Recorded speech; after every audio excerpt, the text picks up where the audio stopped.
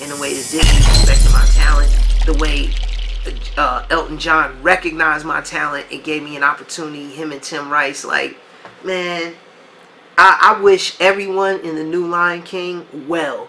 I'm gonna support the movie. I encourage everybody else out there to go and see it. Right. Like, nah, it's all love. Like, I made a lot of money with that movie. Up until I think the ATL movie, a lot of your roles were always silly. Mm-hmm. ATL was Silly? Yeah, he was always silly on TV. All right. Man. I mean, if you weren't singing, yeah, he was a joker. Jokes. Comic relief. Comic How relief. about that? Right. All right.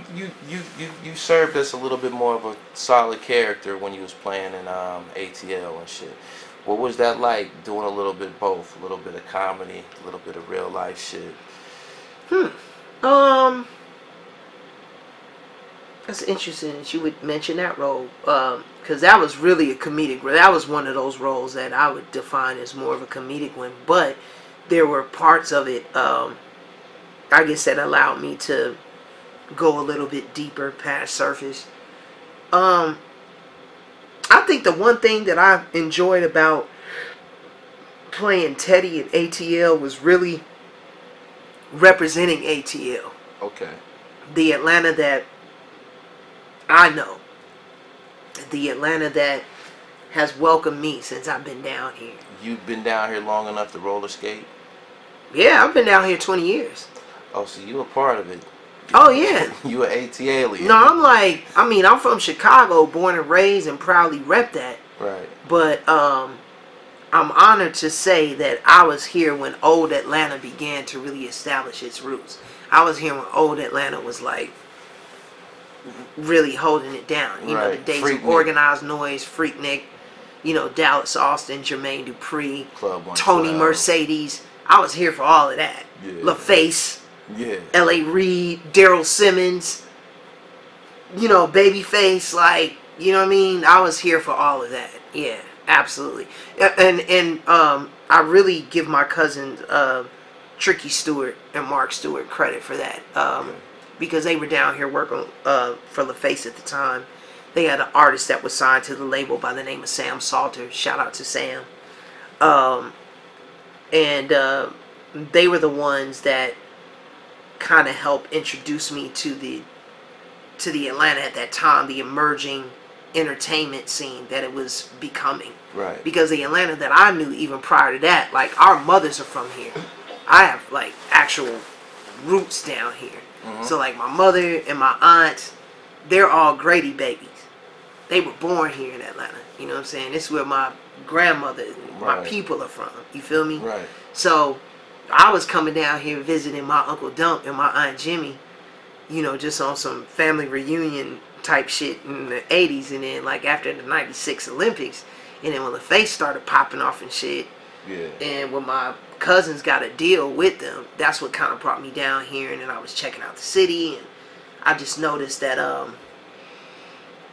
it was unique in a way where it encouraged black entrepreneurship, and black people down here were on a like-minded kind of situation where everybody was looking to be progressive and business-minded, you know what I'm saying, and establishing something strong, a strong business infrastructure for black business, which is what Atlanta has become and continuing to be.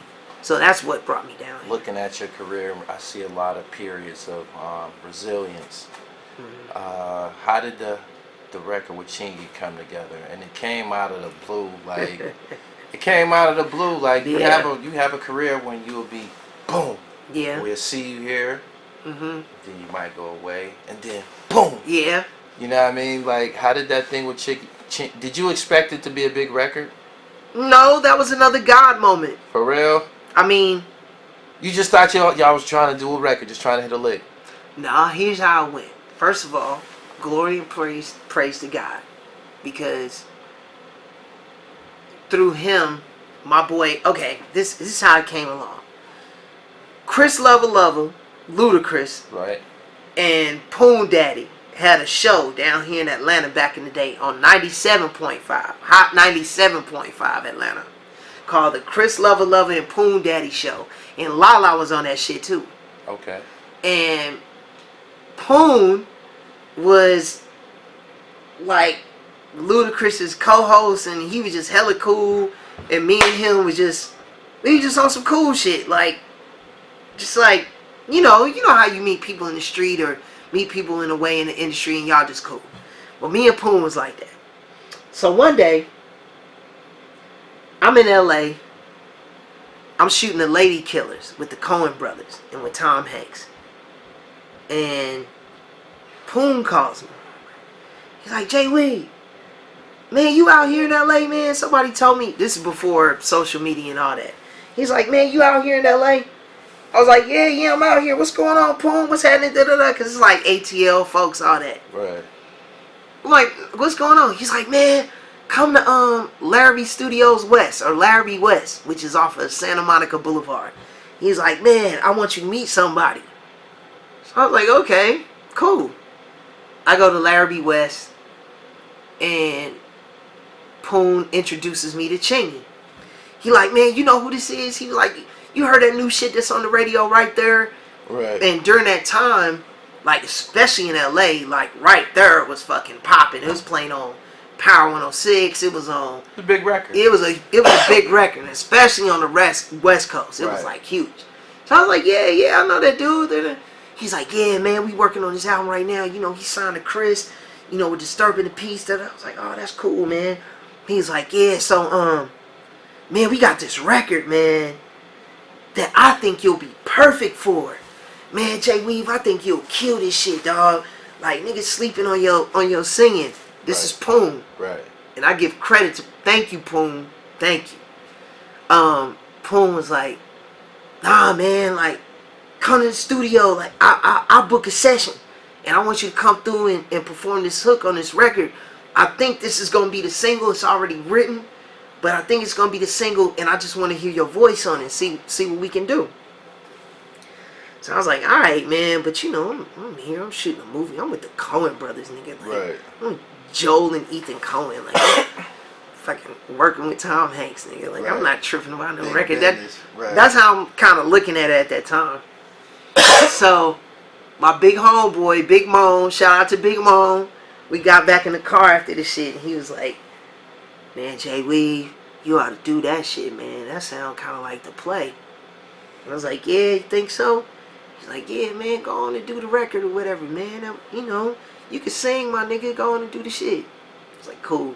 So, maybe about 2 days later, I'm on set. I'm working on The Lady Killers, and Poon called me on my little cell that I had at the time. He was like, man, what you doing at 1:30? I was like, well, come to find out at 1:30, that's when I break for lunch on the set. Well, where are you at? I was like, well, we shooting in Glendale today. He was like, oh, well, nigga, I got the studio at Enterprise in Burbank. Come over there. Right. Man, just do the session real quick. I went on my lunch break while I was shooting The Lady Killers. And I went in and I sang One Call Away. I sang the hook down maybe like 6 times. Yeah. And I did maybe like 2 tracks of ad-libs. And then when I walked out of the booth, Poon was like, we got it. We got it. Man, going back to work, man. We got it. Don't even trip. So I'm like, okay, cool, whatever. Can you remember what you put on it that day? Nope. Because it was just all vibes, man. It was just all vibes. Like, I don't remember exactly how I did it and what we did because it came from the soul. It came from the heart. Yeah. It was just like, I dug the song. I appreciated the opportunity. And I wanted that shit to be right. Like, I wanted to let cats know, like, nigga, I could sing. Like, don't get it twisted. So it was kind of like my way of expressing myself as an artist. Like, nah, I'm for real. Right. But I didn't know it was going to turn out to be what it was. And then on top of that, even after I got through with the record, I dealt with a lot of shit behind the scenes with that. Like, a lot of people, they asked me, well, what was the, like, what was going on with that record behind the scenes? Because at first, I wasn't even given credit for the record when they were listed. Right.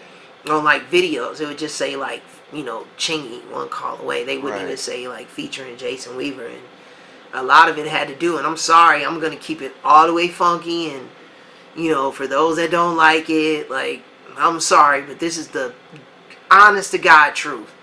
They didn't want me on that record. Like Capitol Records didn't want me on that record.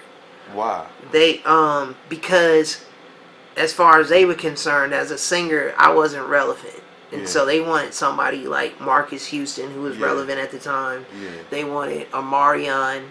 They wanted another guy that they had signed to Capitol Records at that time, named Houston. Yeah. They wanted him on the record. Like, they wanted everybody on the record but me.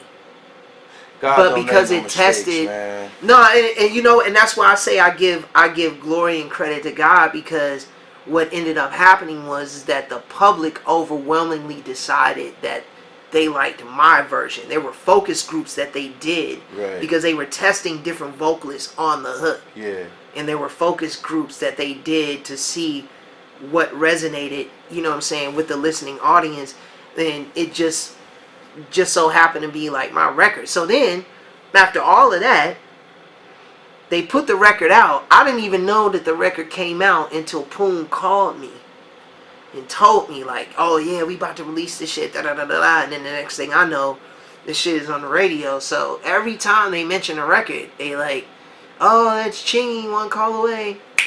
Yeah, that had to be offensive. Like, when it came on BT or 106 in Park, oh, Chingy, One Call Away. And I'm like, then at first I didn't really trip, because I was like, well, it is his record. Yeah. But then when the street was letting me know, like, nah, nigga, we fucking yeah. with the hook. Yeah, the hook is what made the song. And I was like, damn, well, alright, cool. So then they went on a whole shit, and this is the God's honest truth. I'm not trying to make anybody out to be fucked up or anything like that, but like, man, they went on a run where like Chingy went on tour. The record ended up being like huge. And when he would do these massive live performances or go on tour or any of that, like, I wasn't a part of that, and people would ask me why, and I'd be like, well, I don't know. Yeah. And like, they just wouldn't hit me up. Now, to Chingy's, as far as his perspective, as far as that's concerned, Yeah. and in his defense, he and I talked about it years later, but he was like, nah, man, they were telling me at the record label that, that you were busy shooting a movie and that you weren't interested in doing it, and that you didn't want to be a part of the record, and that you kind of looked down on it. And I was like, manipulation. Yeah, it was like really fucked up, that experience. But all of that being said, I thank Disturbing the Peace. I thank Chris. You know what I'm saying? I thank Shaka.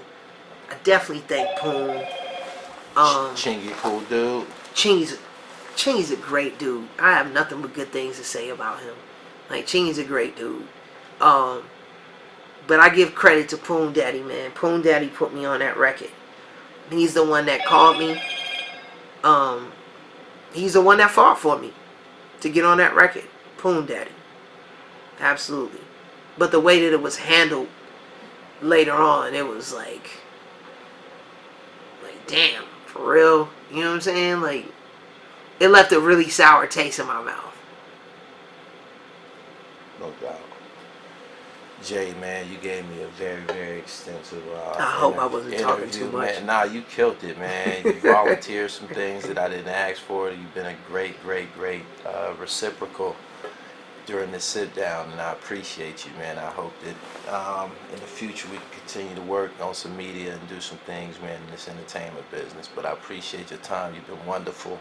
No, thank you, Jamil. I appreciate it. We've been on a fantastic voyage tonight. I'm pretty sure he may show the backstory or share some things with y'all. Interesting night. It was a very interesting night. I had a friend pass out. I thought a friend was going to die. I mean, there was a lot going on. Right.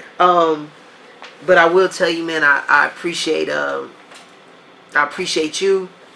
I appreciate Gully TV, the platform, you know what I'm saying, that you provided. I'm a huge fan of it. And that's one of the main reasons why, too, I wanted to be so transparent tonight and just sharing things and keeping it real, because I respect the brand. My man. And what you represent. and what you're bringing forth to your audience, man. So thank you. And lastly, to all my fans out there and all the people that have been supporting me throughout the years, I just want to let y'all know, man, thank you so much. I don't take anything for granted, man. Like the words of encouragement and love that I receive on social media.